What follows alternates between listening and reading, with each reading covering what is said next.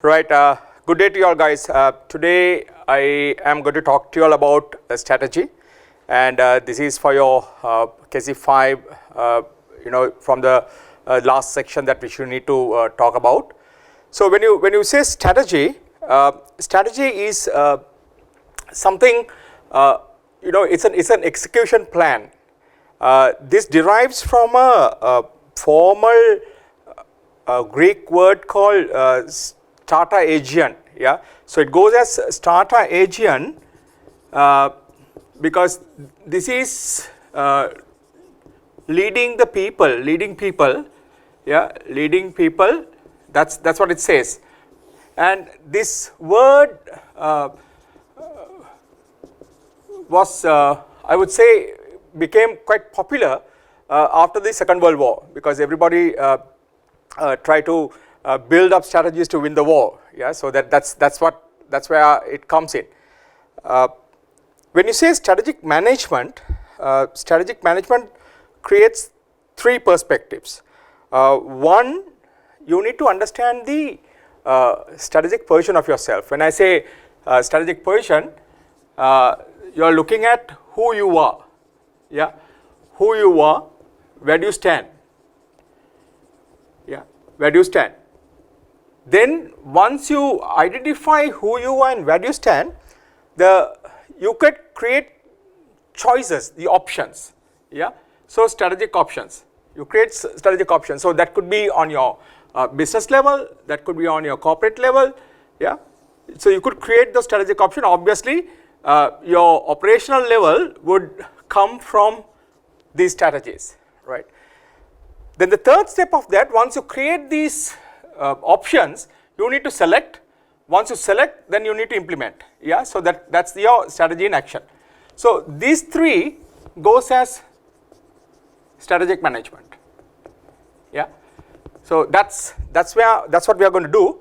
That's why we are going to see how things are going to work out, right? So this is a plan for us also. So let me elaborate. When you go further, you will understand. Okay, now you could see from this particular slide, the module very clearly talks about your strategic position, strategic choices or strategic options, and the strategy in action. So here you have your external environment to cover, your internal environment to cover, your purpose, organizational purpose, and also your culture to be analyzed. So these are the areas that you see. How do you understand? How do you want to need to work through it? Then on the second, the purple color, the figure you could see, there are the options are available on, as I said, on the business level, on the corporate level, on internationalization. So there are different options that you can create. What you create from the strategic positioning aspect of it. Then once you do that, this is your strategy in action. So probably you need to evaluate, you need to see whether that action could be implemented. Yeah, so it's an implementation part of it. Okay, right, moving on. So let me go through a little bit one by one on what it is. Like, let's take area by area to understand what we are looking at. So as I said, the strategic position would cover the external perspective. So the external environment, yeah. At this particular level, you need to understand what is impacting your organization, what is impacting your industry, what is impacting your business. So you need to understand what are the critical factors, what are impacting, because there could be many common factors. We will talk about it when you go on onto the strategic tools that we analyze the external perspective. The capability on the other side, that's the internal aspect of it. Your capability is to see your resources and your competencies. Yeah, resources and competencies. When I say resources, what do you have? For an example, you take for yourself, okay, individually, what do you have? I can present myself well, I can make friends quickly, I can analyze numbers very easily. Now that's what I have. Probably then I might not have something, maybe it might take, I don't have enough resources to capture data. I'm not very good in technology, so that's my weaknesses. Yeah, so then these are the resources what I have, and probably I understand my weaknesses on the other aspect. So that's why we work on this strategic capability. Then we need to also understand, while we are doing this, we need to understand our stakeholders. Yeah, so stakeholders, because they come with different expectations. They come with different expectations. So then we need to manage them, right? Even in your organization, yeah, you would have probably, if you are managing some people, you would know that everybody has their own idea what they want, because everybody comes with their own goals and own targets, and it might be quite individual ones, which might be contradicting with somebody else, because everybody wants a promotion. Then they'll be conflicting with each other. The same way, their stakeholders also would have their own goals which they want it to be established. Yeah, so that's something that we need to analyze of. When you move on, you could see the major 4 areas in the slide. You can see it of major 4 areas, that which is the environment, the capability, the purpose, and the culture. The next one is the strategic choice, as I said, the strategic options or strategic choice. Yeah, so where you need to work creating the strategies on either from business level, corporate level, or even operational. As I said, you need to create that strategy to work things off. So this area involves understanding your future movements. Yeah, your future movements, because as an organization wants to grow. Yeah, they want to grow. So maybe through market share, maybe through market volumes. Yeah, maybe through new markets. Yeah, so they need to grow. So then this area is to identify how and on which way I should be growing. Yeah, so it could be from the business perspective, the business unit perspective, and also from the corporate level perspective. So on the slide you could see the areas which you need to cover. It's the corporate level, the business level, internationalization, like for example, how are you going to export? Yeah, are you going to have a very simple company, or do you want to have an agency over there, or you want to go there, establish yourself, or you want to have a turnkey operation over there? So it's totally on what basis that you're going to go overseas. So that also you can think of the choices. And the innovation plus the evaluation. Evaluation, you need to work it out to see on what basis, whether the evaluation is going to be on solely on financial purposes perspective, or plus the non-financial perspective. So we will be looking at say for example like the balance scorecard to understand financial and non-financial perspective. How do we evaluate the strategy what you are creating, and also probably we can use the SAFE criteria, SAF criteria, that is suitability, acceptability, and feasibility criteria, to work on that. Right, then finally the strategy in action. As I said, strategy in action. Strategy in action is like it's concern of how you are going to work, implement, how it is going to be implemented, how it's going to be working. Yeah, so you would have probably, when you want to implement the strategies, you might have to change the structure of the organization. Yeah, so probably you're on a tall structure, maybe that need to go on a more flatter structure. Yeah, then we need to look at the organizational processes if there is any changes to be made. That's second one. The third one, you need to manage strategy in action. So with the time frame, we will try and maximize what are the areas, and what are the areas are relevant, and what are the areas are important, that we will try to cover from this particular area. Okay, the slide talks to you about very clearly the checklist. There are almost about 14 questions that you need to ask. So 4 questions from your strategic position, 5 questions from your strategic choices, and 5 questions from your strategy in action. So for example, on your strategic position, think when you start preparing yourself, number one, what are the environmental opportunities and threats? So how do you know what are the environmental opportunities and threats? Through this, through your external analysis, your opportunities and threats. That's one. Then what are your organization's strengths and weaknesses? That's this area. Obviously, your purpose would support it, and also your culture would be aligned to that, right? And the basic purpose, why we are existing, yeah, why we are in this business, what is the business that we want to be in, what is my scope, what is the area which I need to cover, because your strategy should be suitable for the scope and for your aim of the organization to work through it. Then the fourth one, the culture, how it is going to fit me, yeah, whether this culture what I have in my organization, whether it is supporting my strategy, yeah, whether it's supporting my strategy. If it is not, probably then I might have to change, yeah, when on your strategic implementation, I might have to change the strategy to the culture, yeah. Then the second choice, strategic choices, where you see how would the business unit want to compete, yeah, the competitive strategies, right? So that's what we are going to see. We'll be covering the Porter's generic strategy as well as the Bauman's clock model to understand how the business units need to operate.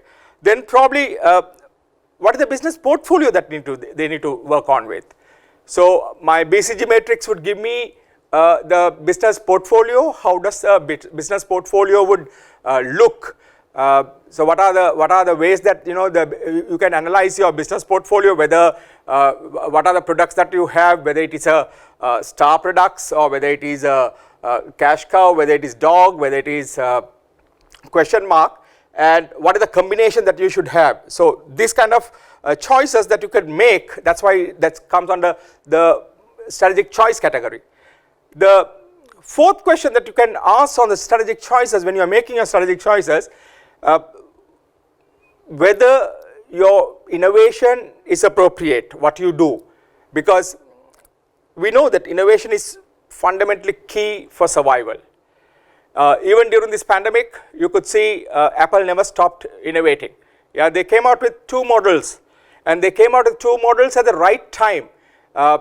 Thinking of the markets what they are operating in, especially on the US market, exactly the time when the stimulus package came in, they released the product, because people would be interested in buying it because they need to give some encouragement to themselves. So then they bought, plenty of products went off during that stimulus package time, so that's a timing to the market. Obviously they kept on innovating, and that's one of the reasons they are being in the market, and they would be in the market as well, yeah.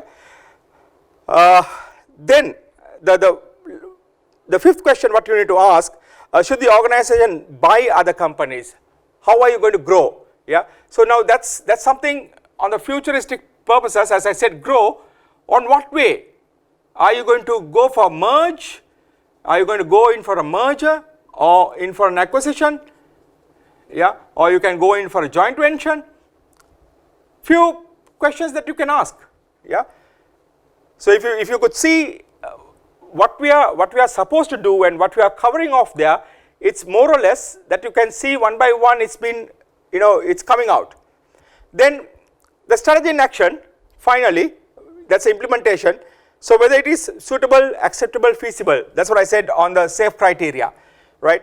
I would also like you all to think about, because this is something relevant to us, the environmental perspective. So that's why it's like nice SAFE criteria to go off with, yeah. Suitability, acceptability, feasibility, and environmentally friendly, environmentally acceptable. So that's something that you need to think of as well. And what is the process that we make on when we get this strategy? Are we because that's linked with our culture.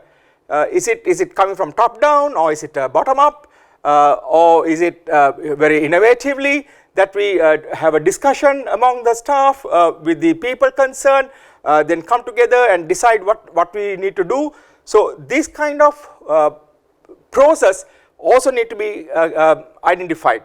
Then how should the organization make the necessary changes in their structure, whether it is practical, whether it is possible, because if your strategy is not being supported by your structure, then the strategy is not going to be implemented. So you need to see whether the strategy, your structure, and it aligns, both of them are aligning to, they complement each other, then the working is much more easier. Right. So let's start on the strategic position. As I said, like, we look at the environment, capabilities, purpose, and culture. So let's go on this environmental perspective. So if you're looking at the environmental perspective, I'm just going to leave that on the other side so that it will be easy for you to look at it and I can relate it. So on the environmental, you could have different roles. You can see on your slides as well.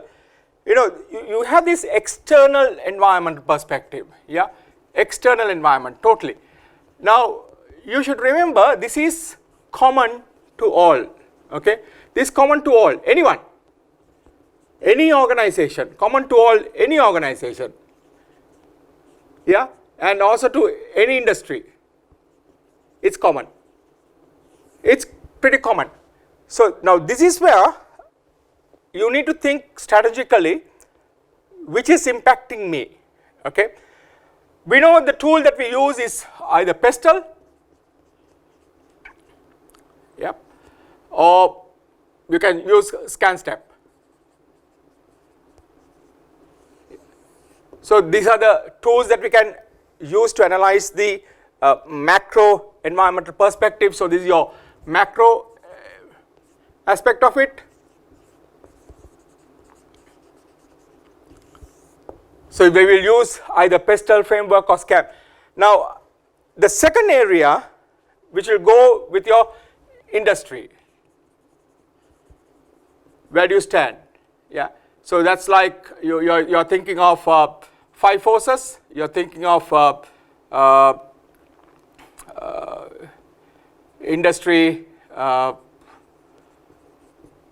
life cycle, yeah, industry life cycle. So you could identify where the industry is moving, how the industry is moving, on which way it's moving, whether it is worth to be in the industry or not to be worth in the industry, yeah. So that's your second group to go with. The third one is your competitors closely, yeah, closely, because this you would find even the 5 forces will talk about the existing rivalry, but then existing rivalry, now these competitors are who are neck to neck, yeah, who are very close to you, right, who are very close to you. So that's like, you make a small error, they would take that market share, right. So you need to be very careful about the people who are really on the closeness. And the other group is your strategic customers. So they coin these two as the strategic group, yeah, strategic groups, right. So these are the areas that we need to work off with, okay. So when you think of the macro environment, as I said, like, we'll be looking at PESTLE, the ScanStep, so it's quite linked to each other. So you could always refer that. The ScanStep differs in 2 different ways, and 2 additional factors which has come in. I will try and explain to you all what that is. So then you will know why that element has been included. Then we look at, from this we will derive the key ones, okay, the key drivers, yeah, key drivers which would drive and which have an impact on the organizational strategy and how that is going to move forward. So let's look at the PESTLE framework very quickly. I'm not going to go through one by one to identify. So even in your exams, don't draw these kind of maps there, okay. You need to discuss strategically, you need to discuss how these factors would affect you all. So as you all have learned in your other, this is your org, yeah, so that will give you your purpose and your culture, so comes in that particular point. Yeah, so that's what you look in for that strategic position. So your pestle is nothing very complicated. Okay, political, environment or economic, social, technology, legal,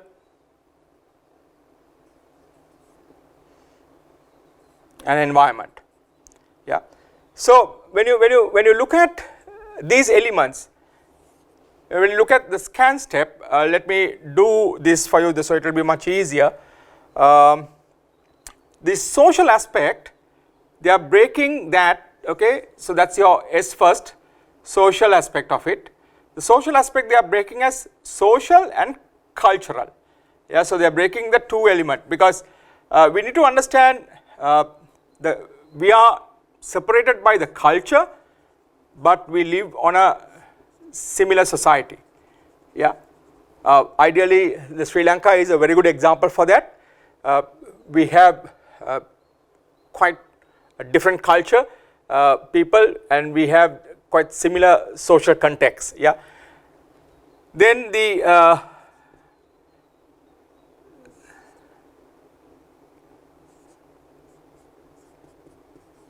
so this is your security. Now this is what, these are the two areas which are different from the pestle framework. So probably in your analysis, your external analysis, try and identify this security, which is very important because you will be covering anyway culture in your social perspective on the pestle analysis. So look at the security perspective very carefully. This security perspective is like the threats to your organization. It can be from internally and also from externally. Yeah, lot of attacks on MNCs, lot of attack on the employees of the MNCs, and you know the people damage properties. People would the cyber attacks, you could think of it. So plenty of threats what we face in a environment is quite high. So if you see the top countries to live, they have mitigated or minimized these threats in every form. So if you see the #1 top city or #2 top city, this is one of the biggest reason that they have been graded as that is this reason, the threat. Yeah, so the security threat. So that is something that you need to take into consideration when you analyze, when you try to compare this part. The rest of the things is same, the authority, the nature, that's what they are looking at. Yeah, so authority is your legal perspective, nature, political, technology, economy. Yeah, so it is a similar perspective.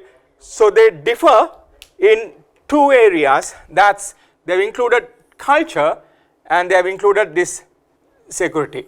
So that's where it differs from pestle framework. So this is something that you could think of. You can, this addition what I am trying to work something out for you all, so that you could enrich your analysis. When you all do your analysis, it will be easy for you all to identify and understand how this works. Okay. The most important thing that you need to identify on your pestle framework or the scan step, that these factors would have a totally a different impact to different organizations. Yeah, they can have a different impacts. Now, say for example, let me give you a rough idea. On an economic factor would be, let's take the currency rate fluctuation. Okay, currency rate fluctuation. Now, who would be the biggest people who get affected, or who would have the positiveness? Now devaluation of the rupee, ideally you get more rupees to the dollar what you earn, or more rupee that you have to pay to a dollar what you remit. Yeah, that's how the impact is. So when you're looking at that, particular perspective, who would get impacted? That's a common factor. As I said, on the macro perspective, it's a common factor that will occur in the countrywide. Everybody will get affected, everybody will face that particular factor. Then who is going to get affected mostly? Exporters, they would love it, yeah, because for a dollar when they earn 150, probably today they earn 200. So there is almost about 33% of the revenue has gone up immediately, yeah. So when that revenue goes up, they are quite happy about it, they get more revenue, but then you have to see whether this is 100% local manufactured or whether they import certain things and add value in Sri Lankan context. So maybe 50-50. So then this 50% might be affected by this because the cost of importation would have gone up, cost of raw material would have gone up. That's why the importers are getting into trouble. So to what extent that currency fluctuation is going to impact is what that you need to identify and understand. And that, remember guys, it will impact different organizations at different levels, yeah, at different ways, right. So it might not be the same because size of the organization matters. Just imagine a small tea exporter, yeah, and a bigger one. So the impact, maybe he is earning about, let's say, $100,000, okay, and maybe the bigger exporter would earn about some $50 million, yeah. So then you will know the financial impact, who has more, right. So now this is something that you need to identify and categorize. As I said earlier, we need to identify which factors have the biggest impact, what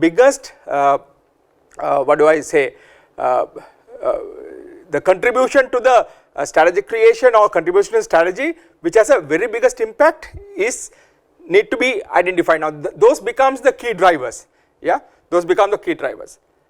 So, and also you should realize these impacts could be differ in different situations or different times, yeah. So you need to consider that very carefully, okay. So when you analyze at the present context how it works, you need to see to what extent that these factors would have an impact, and what are the factors which are critical to my organization and to my industry, which that will impact my future. So looking at political perspective, for example, European Union, yeah, UK moving away from EU, what is the situation? Now think of a situation where Sri Lanka moves away from SAARC, it's not going to happen, but then think of the situation. So what are the benefits that we are deriving, or what are the benefits that we are enjoying being in the SAARC will be removed, but in the meanwhile there might be certain other benefits, positiveness might come in. So that's a relationship that you have with the different countries. We can't export to certain countries because there's a restriction. There are restrictions because you see the tit for tat business went on with Russia and Sri Lanka. Sri Lanka stopped importing the asbestos sheet. Immediately Russia stopped taking in Sri Lankan tea. And on quality grounds they rejected. So these are things that you need to consider very carefully, to what extent that we can build this type of relationship, and what extent that relationship is impacting your businesses. It can be the way of your startup businesses or moving into that particular country, as I said, on the internationalization. So different impacts would be there for different purposes. Yeah. The environmental aspect of it, obviously now you could see a lot of organizations are and there are plenty of organizations taking care of the environment.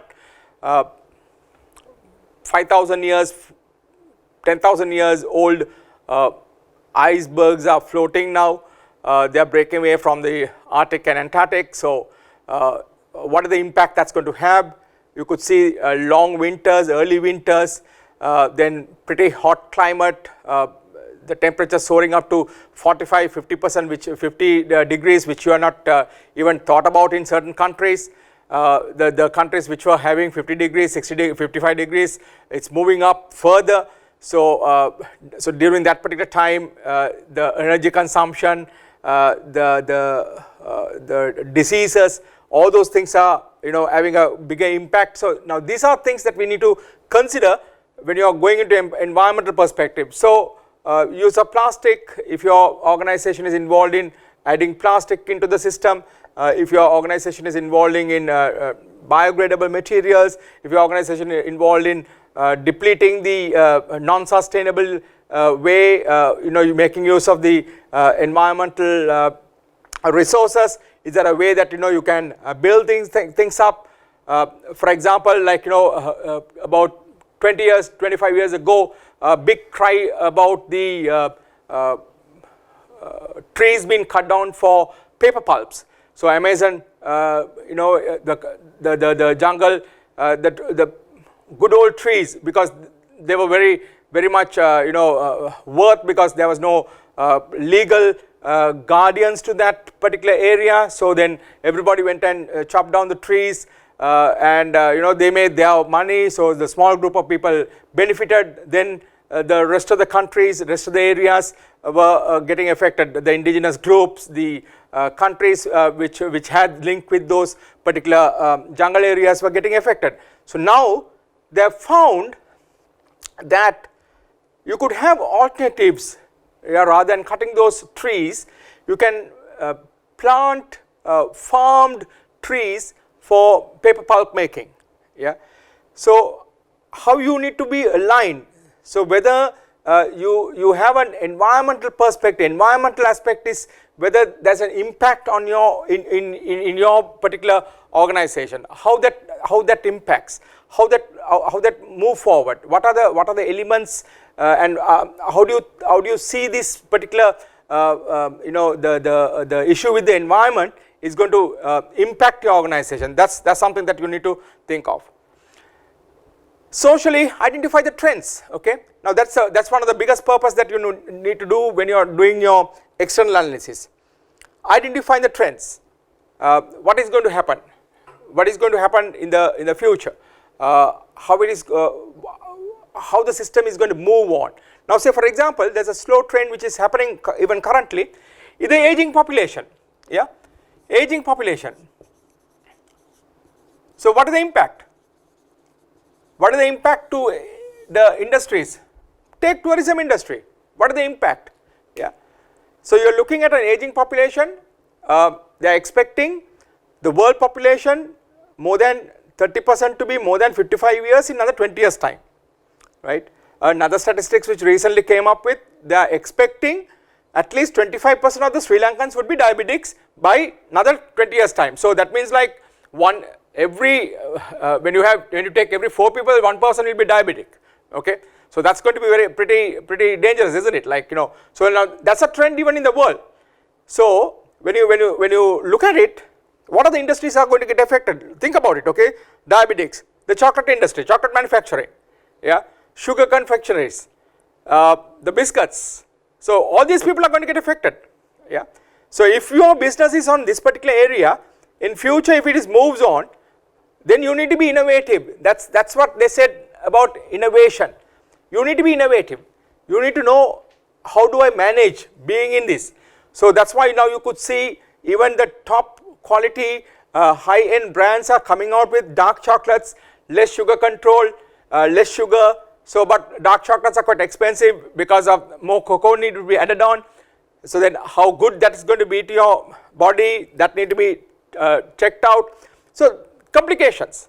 So you need to see with that particular trend, with that particular social perspective, what is going to happen to our business, whether this business would be business could be prolonged, or whether you know on and how much that's going to have an impact. Yeah, I don't see any reduction in chocolate consumption and ice cream consumption in Sri Lankan context, although we are moving towards a diabetic nation. Yeah, so the awareness, how do you manage?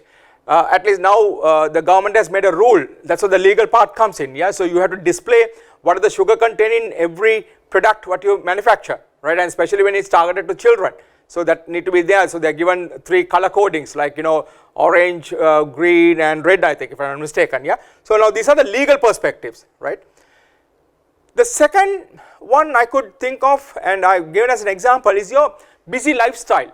The lifestyle has changed. Look at the Sri Lankan context, okay, lifestyle has changed. We used to say this is what the western countries or developed countries used to have, because the husband and wife don't see each other because they need to work to manage a family, so they don't see each other, so because one comes from work and other leaves to work, so their family life is very much you know reduced to seeing each other. Maybe it's only on weekends, or maybe it's only on once a week, or whatever it is, and if you are working on shifts, then you might not even see them. So this would cause the social issues coming up. Yeah, then what do? You could see, because of this busy life, because of this requirement on the economic perspective, where father and mother have to work to maintain a family, otherwise the you know the income is not enough to manage the family. You see in the evenings fast food, you know the or even the slow food. Okay, let me put it that way. The slow food business are coming up. Why I am saying slow food is, fast food is like your KFC and your McDonald's and, you know, those kind of food, and where your slow food is your traditional string hoppers and pittu and rotis and, you know, that kind of food. So you could see that is coming up. Yeah, and it has reached your top. Like, you know, if you be on a road to either onto you know Piliyandala or to the other road, you could see there are a lot of small vans being parked. Why? Yeah, so they have identified people are not going to cook at home in the evenings, so they are providing food. Now that's where they look at the environmental perspective. The changing lifestyles, busy lifestyles have created. Okay, so busy lifestyles create these kind of impacts. Yeah, so what am I going to do? What is the way, is there an impact to the organization because the people are busy lifestyle? You could see this pandemic has turned institutions, turned organizations to think twice. Yeah, whether you need so much of space, you go on the Gaul Road or you go on the duplication road, Redimel Mawata, you could see plenty of organizations, plenty of spaces have become vacant now. Yeah, because they realize that, you know, you can manage with home, manage at home. People have been managing from home. So there are certain jobs that you can be completely scrapped up. You know, it's pretty dangerous, but then still, you know, you could manage from home. Yeah, and you might have the similar impact because your cost of maintenance of a office could be reduced, as well as your turnover might reduce, where this cost might compensate your profit. So that kind of a situation. So different social lifestyles would have impact in organizations. Yeah, and also people are thinking of this aging population, you know, and sorry, the healthy lifestyle also. Busy lifestyle, healthy lifestyle. Yeah, they're going into different kind of eating habits, keto. Yeah, so they are going into different kind of eating habits. So that would give an opportunity for the organizations to create certain things. Yeah, so to create you know the new opportunities to give their products into the market. Look at what's on with this this pandemic situation. What has taken the people through. They could not go to the you know the bars, or they could not go to these gyms. What's happening now?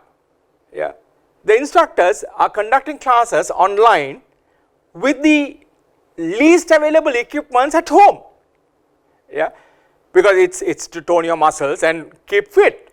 So 20 minutes power workouts, 30 minutes power workouts, yeah, thrice a week. So scheduling, so you could join, you could pay online, much more easy. If you don't pay, you don't get the link, and if you don't get the link, that you don't get involved. So people who are, now this is something that would have an impact going forward, yeah.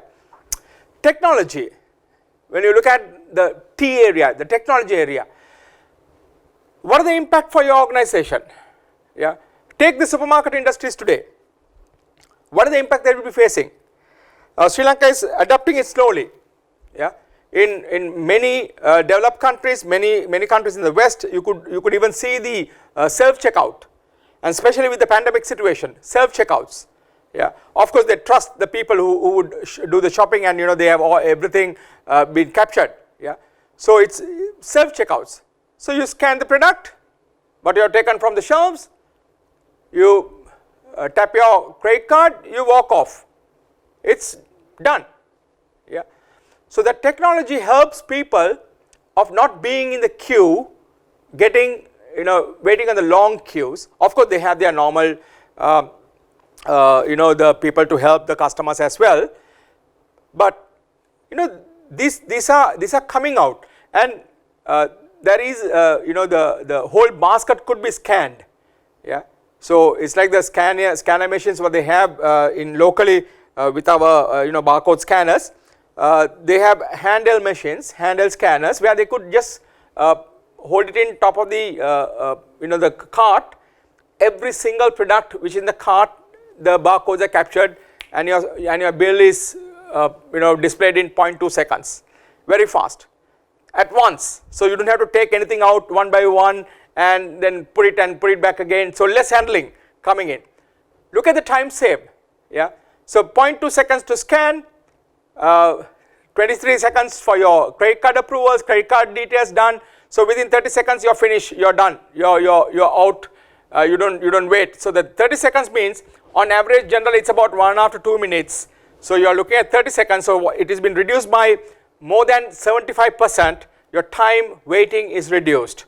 So that's what they are looking at. So these technologies would help them, and there are technologies which goes and monitors.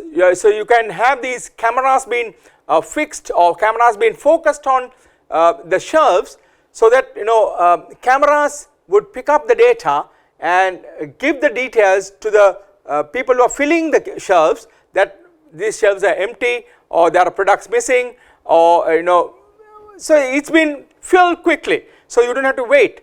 So minimizing the waiting time inside the supermarket, minimizing the billing time, so the customers are going to be happy about it. So now these are now, if the other supermarkets are not going to adopt, now this I saw by when I visited Tesco, it was there, it is happening. So then if others are not going to adopt it, then you have a problem, same way, yeah. So you lose your competitive advantage if you don't follow the new adaptation of technology and so forth. Economic perspective, you can see rupee been depreciated against US dollars, in recent times about 15%. If you take for a year on year, it's almost like about 15 to 20% that we are depreciating our currency. The currency has been depreciated. One way it's good, we become cheaper. One way, okay, but then on the other hand, we might have to pay more money to buy a dollar, so that becomes our imports becomes very expensive, and so we might not have every single thing what we want as an import. We might not it's not available in Sri Lankan context, so people might have to face certain hardships to go on with, yeah. Right, look at the tourism. Tourism is down, so we are trying to work certain things out to bring back the tourism as well. We are vaccinating at a rate, to be very honest, it's a very encouraging situation in Sri Lankan context, identifying the vulnerable target groups and vaccinating them, so that they could be we could have our tourism back soon, because if we have it soon, then probably we could be one nation that would encourage people when they are ready to fly. Yeah, we could see still in the West they are pretty slow in vaccinating people. So that, like it's not easy to get all the vaccinations done. Here the people are quite anxious. They want to get vaccinated and they want to finish it off quickly so that they can get along with their normal life. So economy, when the economy is doing good or economy is doing bad, that might have an impact on your product, what you sell, because certain products would boom up when the economy is doing very well. The certain products would be anyway will be in the market whether the economy is up or whether the economy is down. So you need to think all these perspectives. The other one is the legal perspective. Think about it. Yeah, the restrictions, the legal requirements. Say for example, you need to have instructions or the raw material contained in a product. You need to give it in the percentages. You must give it in the right amount of details should be there. If those details are not there, then your product could be banned in Sri Lankan context. Yeah. So and if it is imported, it should contain who imported it, when it was imported, what is the badge, when it is expiring. So all those details must be there. Now those are legal requirements, and there are certain things that certain products cannot be brought into Sri Lanka. Yeah. And you could see even in the US, state to state, the legal requirement changes. Yeah, certain drugs are acceptable in certain states in the US, but that is not acceptable in other states. So it's the legal requirement also becomes very important to identify and understand what type of products that you can market, what type of the restriction that you have, what are the legal aspects that you need to face, and especially when you are thinking of moving overseas or bringing in new products into your country. Right, key drivers to change. You can see the biggest impact that you have. So we discussed what kind of impact can have from these factors. Yeah, I'm including the pest, the security element as well, right? And we need to identify which is critical. Now it's something like your test what you do. Yeah. So if I sensitive analysis. Yeah. If you're which has a highest impact for a change. Yeah. What happens if the economy falls down? What happens if the per capita income reduces by 10%, or what happens if the per capita income increases by 10%? That kind of situation. Then you will understand the impact to the organization, impact to the sales. Yeah. So easily identifiable, easily you can do the calculations, the numbers can be added very quickly and identify how this will be much easier to see which has a biggest impact. Yeah. So with that, then you will identify, okay, with that particular impact, then which sector that I need to take care of, what factor that I need to be aware of, which one I need to be worried about. Yeah. So certain elements, certain factors could be differs, as we said earlier, it can be different, it can have a different impact on different industries. Yeah. If you think about energy, if you think about gas and oil, if you think about even healthcare, the role of the government, so political and legal framework could be quite tight. If you think about FMCG, that's going to be a bit relaxed. Yeah. So different industries could have different impacts. Yeah. Whether the economy is doing good or whether the economy is doing not so good, still the FMCG has to move. Yeah. FMCG will move because people will have their day-to-day needs fulfilled. So they need to, they will take a shower, they will take a, they will eat, they will have some drinks or whatever. Yeah. So then it's required. It's required for them to stay alive. So those are fundamentals. So then these FMCGs would go. Think of pharmaceutical industry. Whether the economy is up, down, the pharmaceutical industries also would be moving forward. Yeah. So those are like quite stabilized industries, unless otherwise you have a very huge dip, whether you need to decide, take a call on whether you need to take care of yourself or whether you need to take care of your family, and with that money what you have, whether you want to stay, you want to take your medicine, or whether you want to feed your family, that kind of situation. Fortunately, I don't think that we will not get into that situation. Right. So let's look at the second environment. Okay, second environment, that's your industry environment. So that's been highlighted on yellow, so you can see it on the second environment. So as I said, your 5 forces here. Yep, your 5 forces, industry environment, your 5 forces, and your industry life cycle. Yeah, so we will look at those aspects. So we have covered this area currently, right? And probably the key factors also we covered it off. So that's what we are going to do. So we are looking at the second element, which is the the industry analysis, industry perspective. So let's have a look at it. So first one, the 5 forces, pretty interesting.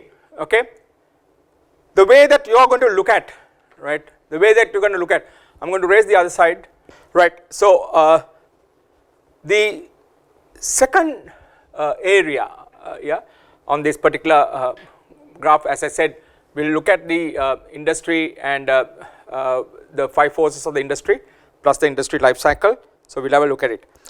Now if you see the 5 forces, those are like existing rivalry, new entrants, bargaining power of your buyers, your bargaining power of your suppliers, then threat of substitutes, threat of new entrants, threat of existing rivalry. So you can see we are looking at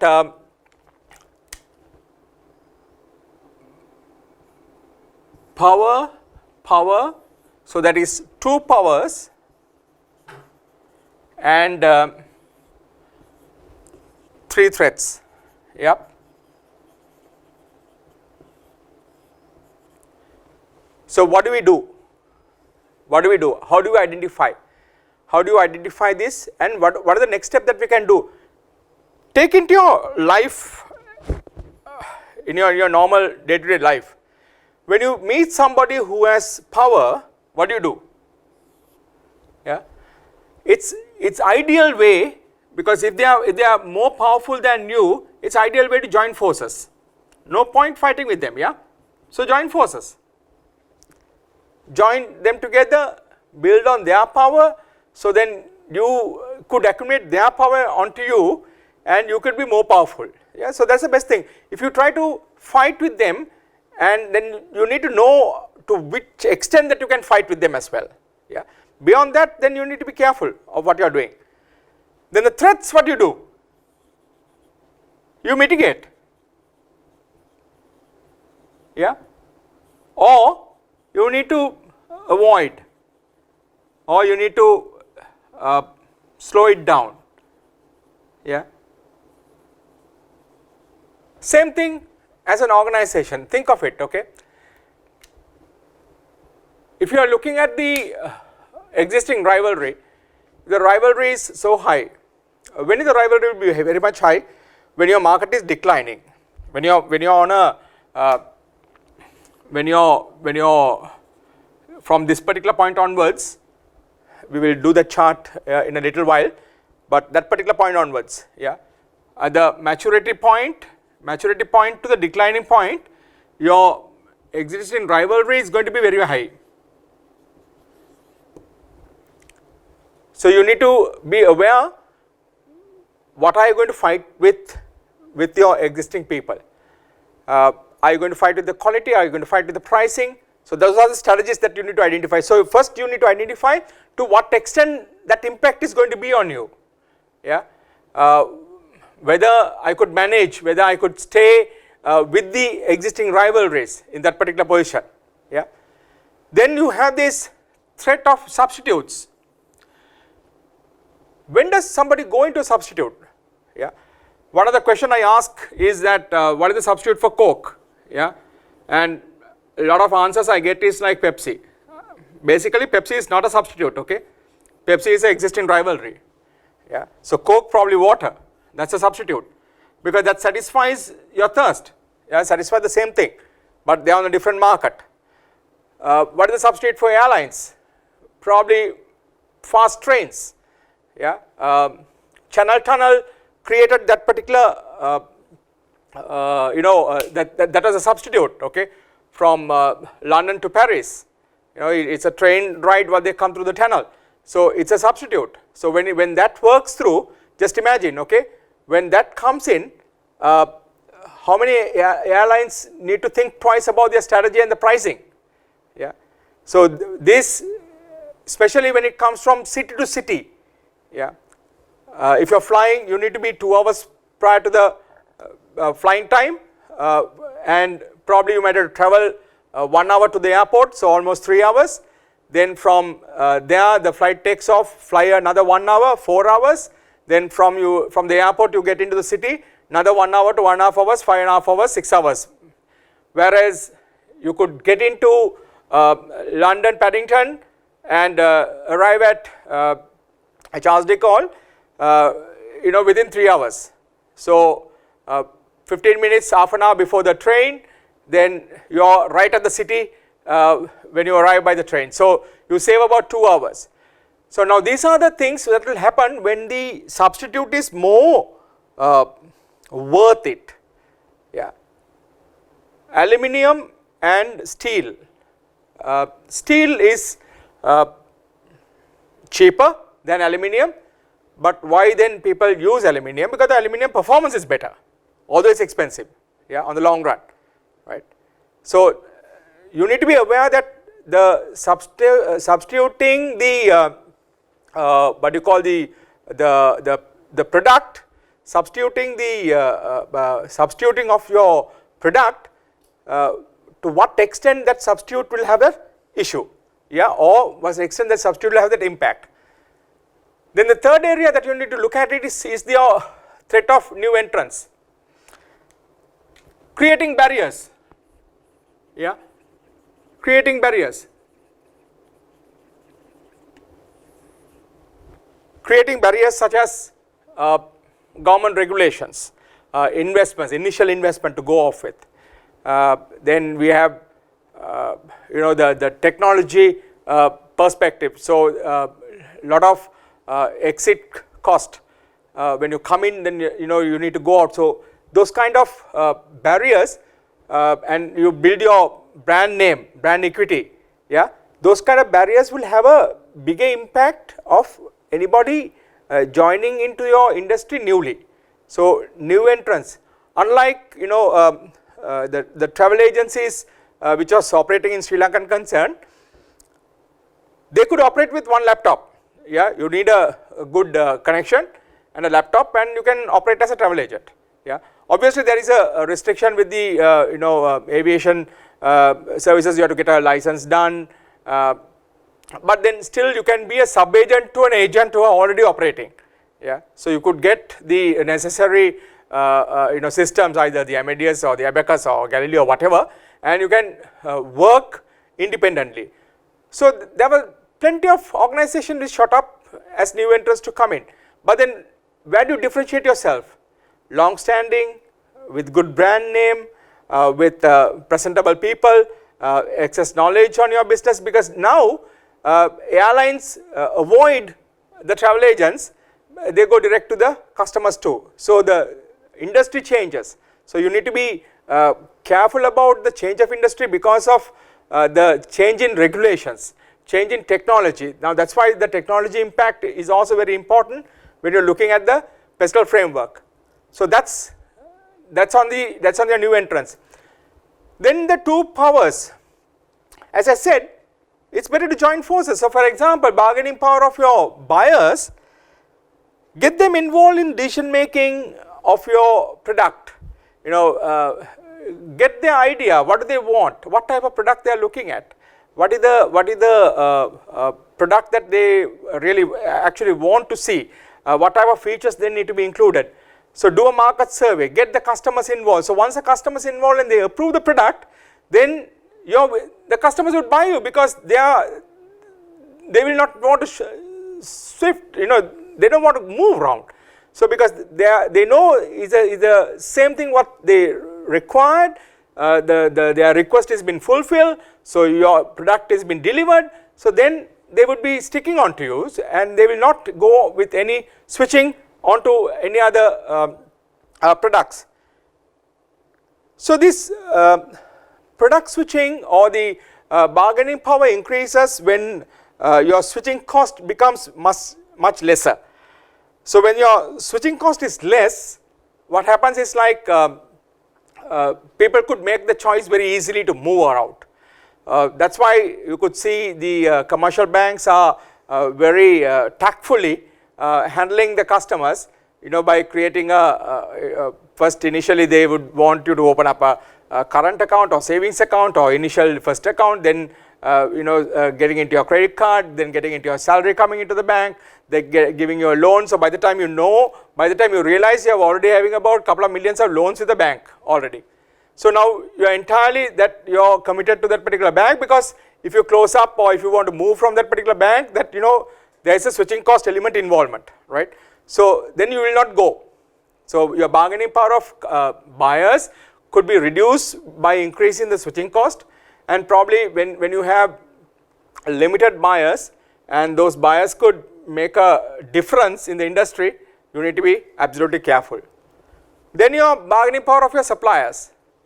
Once again, make them as partners in business, make them as partners. When I say partners in business, you should encourage them to come out with new innovations, support them, give them ideas, make them, because since they have been working with you for a long period of time, they know your business and you know their business. So probably you get into a electronic data interchange, EDI, so then what is the stock that he has, and he would know what is the stock you have. So you could have a mutual agreement that he will supply the right amount of quantity at the right amount of price, at the right amount at the right time, so that you can continue your business. And if there are any changes, everybody would get together, understand, see what we can do, what are the new product that can be brought out, how this product can be sourced.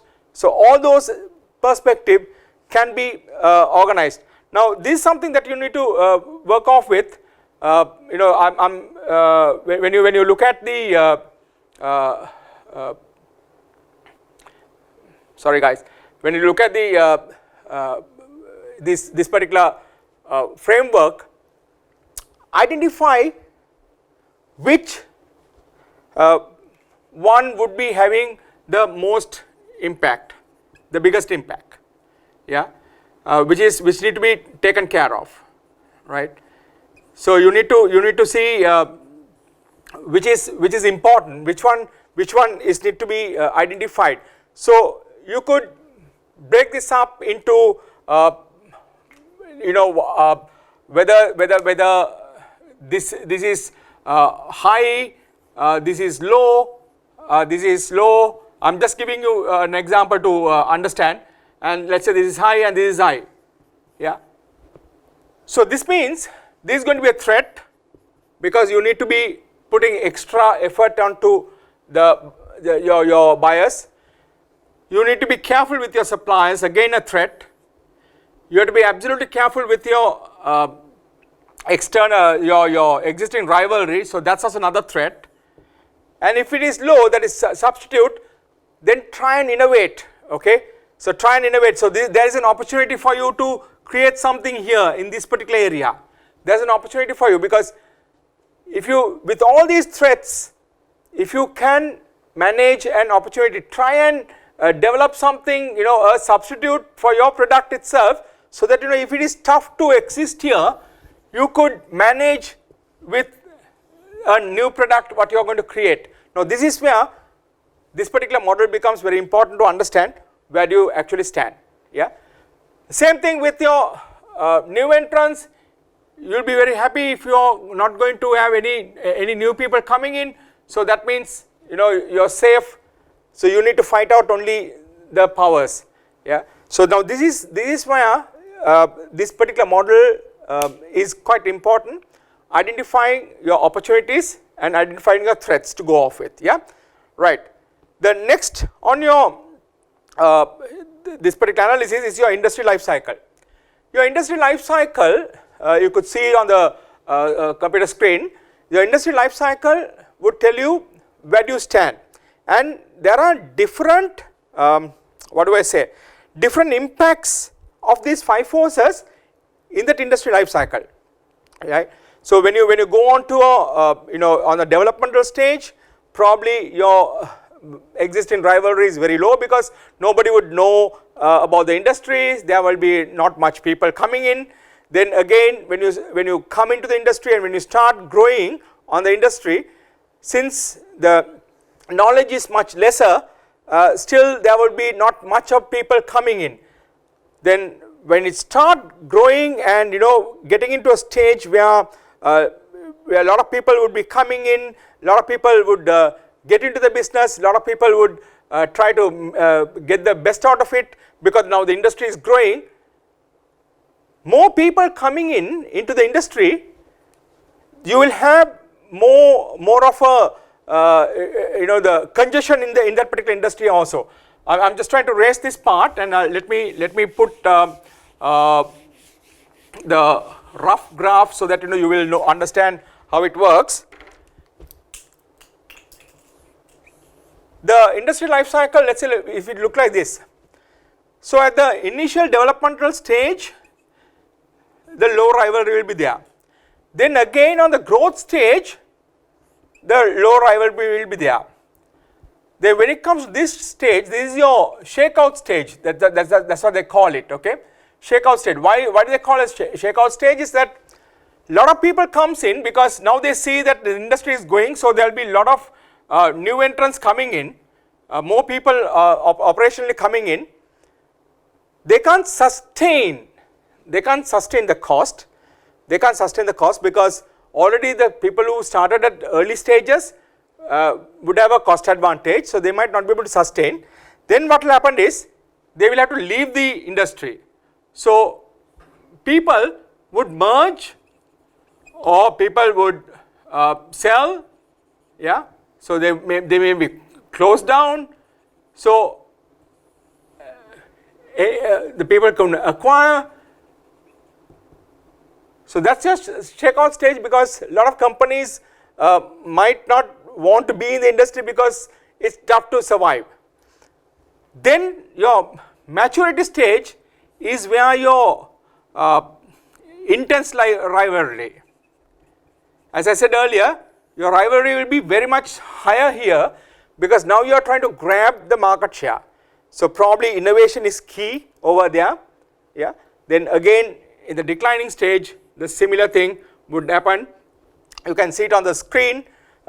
This is the industry life cycle. So probably let's say that you are somewhere here. Yeah, you are somewhere here. So what are you going to do? Are you facing any one of these challenges? Are you thinking of acquiring somebody, or are you thinking of merging with someone? So this is the stage that you can do that, and probably you would understand, okay, here because next stage when I'm going into the maturity stage, I need to be well established. My product need to be established. My product, I need more innovation into my product because that's a stage that there could be intense rivalry coming in. So these are the few things that you need to think of to identify what this industry is going to tell me, what type of industry that we are working through, what is the how this industry is going to go in the future. So this industry life cycle would help you to identify where do you stand. Yeah, where do you stand? Right. The third one, you are looking at your this area, as I said. Yeah, this area. That area you are looking at your immediate environment, okay, immediate environment, which is talking about your competitors and your customers, the immediate one, okay, they call it the strategic group. Strategic group. So you need to identify them also, right? What do they do? What do they work off with? What are the things that they have, right? So probably we will look at the strategic groups, the market segments, and we will see the strategic customers, so that we will understand how this have an impact on the organization, right? Let's look at the strategic groups. So these are the groups which would be in the similar category. Say for example, if you take the hotels operating in Colombo, yeah, the hotels operating in Colombo city, yeah, so there are 5-star hotels, there are 4-star hotels. So just to name, you have from Kingsbury to Shangri-La, Hilton, Galadari, Taj, Golface, Ramada, you go on to Cinnamon Grand, then you have Renuka, then you have City Hotel, Sapphire. There are so many hotels, okay. So Global Towers, there are so many hotels operating in Colombo. Now out of these entire hotels, which will impact Hilton, which will impact, now if you take the City Hotels strategy or City Hotels any promotion, will it have an impact on Hilton? Will it have an impact on Shangri-La? I don't think so, yeah. City Hotel, does they provide the similar services, similar facilities such as the 5-star hotels? I don't think so, yeah. Is Renuka coming to the similar standard? If Renuka does certain things, does it impact City Hotel? Probably yes, yeah, because they are on the same group. So now this is what you call that strategic group, yeah, this is what you call the strategic group. So a group which caters to the similar markets, yeah, when you say market, like it's a group of people who have a similar requirement, yeah. So then so you need to identify who is your strategic group, so that you will know whether they are stronger, they are weaker, or whether is there an opportunity which they are creating to you, or whether they are not creating any opportunity. So how the things are going to move forward. So this is critical when it comes to strategic groups. The market segment, once again, when you break the groups up, who are the people that you are serving? Now there is a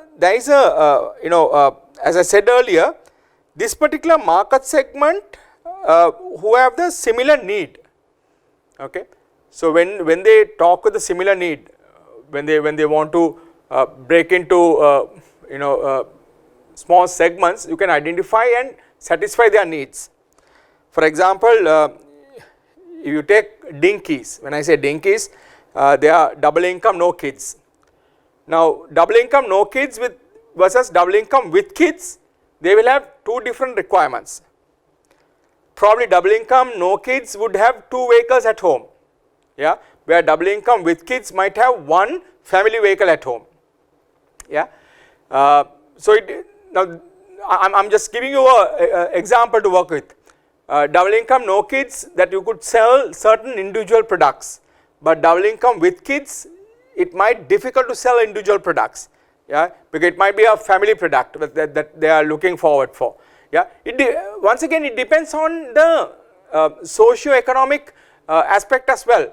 So you need to be careful, so probably this is one of the reasons that people have identified that the change in lifestyle have moved into double income, no kids segment to be much higher at the initial stages. So they have these drivers to drop people at home, yeah, in their own vehicle. So then you go in a vehicle you get into a party and you don't want to drive home, so you can call up for a driver. Yeah, so then there is a driver driving you home with another escort or whatever it is. Yeah, so that kind of situation, so that they know exactly where you are going, the safety aspect of it. So now that requirement would be for a double income, no kids segment, and also the younger executives who have a requirement for them to be dropped at home, understanding the fact that it's not safer to drive after a party or whatever it is. Yeah, so you could think that what is their requirement, how strong they are, what is their spending capacity. So all those things could be taken into consideration when you are working with these market segments. So from these market segments, then you can identify who is your strategic customers are. Yeah. So again, the sensitive analysis would come in, like whether these customers would be impacted by your quality of the product, whether the customers will be impacted by the pricing of your product, or whether they will not be impacted at all. They are very loyal customers to work off with. Yeah. So you need to analyze to understand whether we would have these kind of instances, whether we will have what are the problems that we might face with these strategic groups. So we have the strategic customers and we have the strategic competitors, and different market segments are there which we serve. So what is the requirement of those segment? So all those things are very essential to identify who you are, what you can provide with. Yeah. Then we need to also identify whether there is any strategic gap. Yeah. Say for example, when you look at, okay, give me a I will try to work something out on a quite easy to identify. Let's see the present soap market. Okay, look at the soap market.